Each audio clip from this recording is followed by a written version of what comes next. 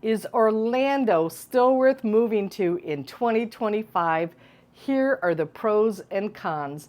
My name is Amy Brown. I'm a realtor here in the Orlando area. If you're looking to buy or sell a home in the Orlando area, please don't hesitate to reach out. I would love to assist you.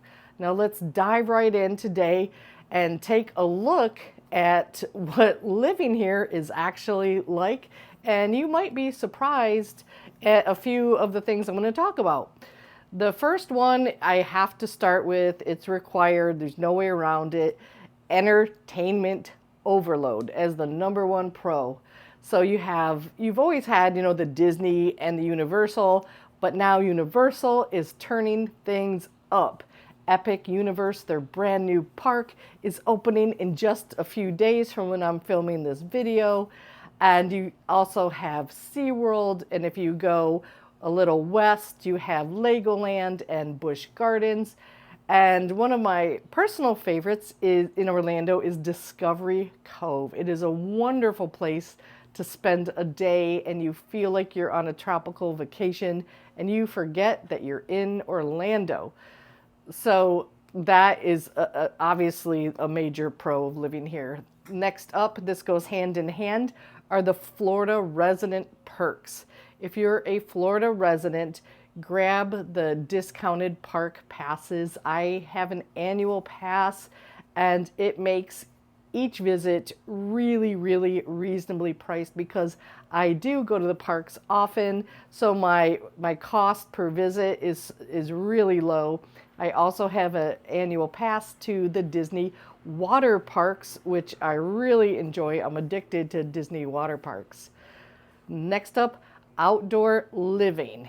So yes, the summers are steamy hot, but for most of the year, it is sunny, it's beautiful. You can spend your weekends kayaking, tubing, biking, hiking, or just hanging out at a farmer's market in shorts. But the weather and the sunshine are absolutely a pro of living in Orlando. We rarely get a cloudy day, and when we do, I get a little bit grumpy and I have to remind myself where I come from. My roots are in the Midwest where gray skies are pretty much almost daily. So I've gotten a little bit soft over the years and I really have become used to the sunshine every day. Next up, one of the pros, this was a big factor for me when we were deciding to move here, is beach day any day. Because you live in the center of the state of Florida, you have wonderful options, either the east side or the west side. So about 45 minutes to an hour, depending. You can hit Cocoa Beach, Daytona, New Smyrna Beach. I grew up going to New Smyrna Beach as a kid from the Midwest. We would do that long drive all the way down to New Smyrna. So I have a long history with that. But I have to say, I now prefer to be in the car a little bit longer, an hour and a half approximately, depending on which beach, and heading to the west side of the state in the Clearwater beaches. There are so many beaches around Tampa, north of Tampa, south of Tampa that I love. Anna Maria Island is one of my favorite places to spend a few hours. And it is not a big hassle. It's a day trip, and it's wonderful to be able to have that. A beach day doesn't need to be a whole production. Grab some flip-flops, a towel, a good book, and head to the beach. Next up, water adventures everywhere. If you are a fan of the water, then the Orlando area, it could be the right fit for you. There are lakes, rivers, natural springs where people boat, paddleboard, or even manatee watch, which I did just a few months ago. It was wonderful. Central Florida is a dream. Waukeva Springs, Rock Springs have crystal clear water. You're out in nature, and it's just wonderful. Now, I don't swim in any of the lakes in Florida. Now, many people in Florida do, but I am very aware of the presence of alligators, so you will not find me swimming in a Florida lake. However, I do spend time in Florida waters, just not in a murky lake. Next up, proximity to Buc-ee's. Yes, you heard me. It is a 1-hour drive to Daytona for the nearest Buc-ee's. So if you're a fan of Buc-ee's, please give this video a thumbs up. And if you're a fan of the Cheesecake Factory, there are 2 Cheesecake Factories in Orlando to choose from. Next up, thriving healthcare and the life sciences industry. Orlando is really emerging as a hub for healthcare and life sciences, particularly with the development of Lake Nona Medical City. This is a 650-acre health and life sciences park that houses institutions like the University of Central Florida Health Science Campus, Nemours Children's Hospital, and the Orlando VA Medical Center, which is just such a beautiful building. The area is projected to create up to 30,000 jobs and have a $7.6 billion economic impact over the next decade, making this a very attractive destination for professionals in medical and research fields. The cons. No place is perfect. Orlando is certainly not perfect, and let's get into that. Number 1, and this is no joke, the bugs are not shy. You have palmetto bugs, snakes, spiders, mosquitoes. So you need a good pest control company, and you really do want a screened-in patio like the one I'm sitting in. I'm in my screened-in lanai. And if I didn't have this screen, particularly in the evenings, I'm sure I would be being eaten alive by mosquitoes. Now, everyone down here calls these big bugs palmetto bugs, and that's really adorable.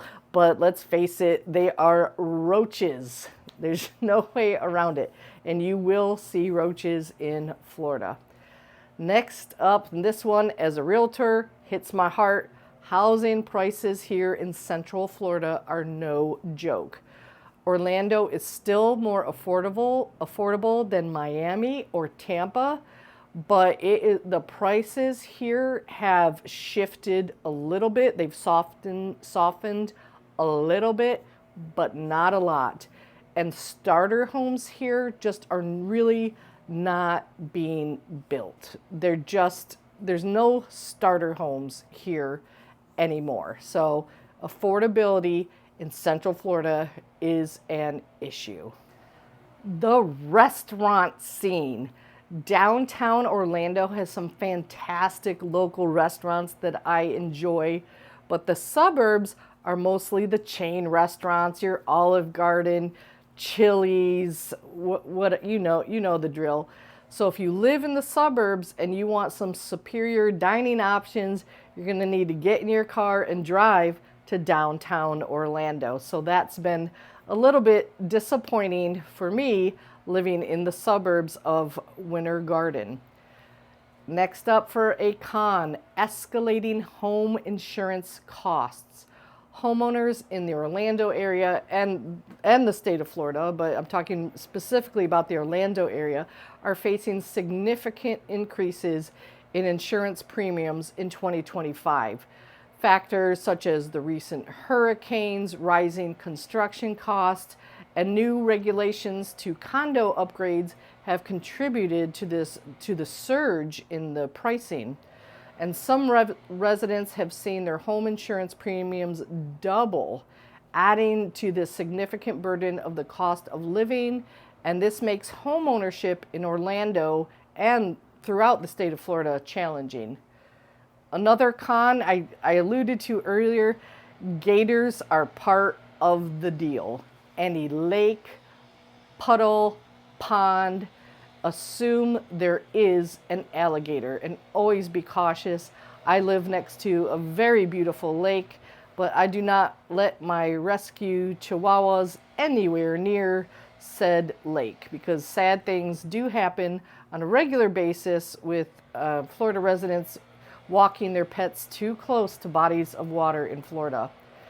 Next up, I talked about the weather as a pro, and I'm going to flip it and talk about it as a con. The summer heat hits different. It is not just hot, it is humid.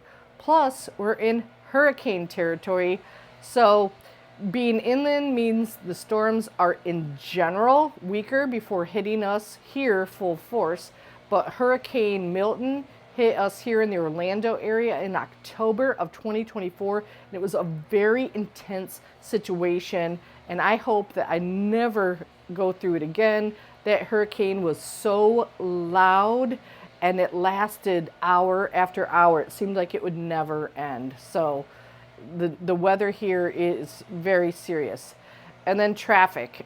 Any video you watch about pros and cons of living somewhere, they mention traffic, but I have to tell you, the Orlando traffic is different. You have all the locals, you have new residents, people are coming here and it's not stopping or slowing down, and you have 74 plus million visitors. And it seems to hit every year is a new record in the amount of tourists that visit Orlando every year. So the roads are crowded. I-4 will test my patience daily. I do use a lot of toll roads. They do help, but they are costly. So I'm used to living in the Mid-Atlantic region. So I'm familiar with the DC Beltway, the Baltimore Beltway. I'm used to I-75 in Detroit. But let me tell you, Orlando traffic is right up there with the best of them. Thanks for watching.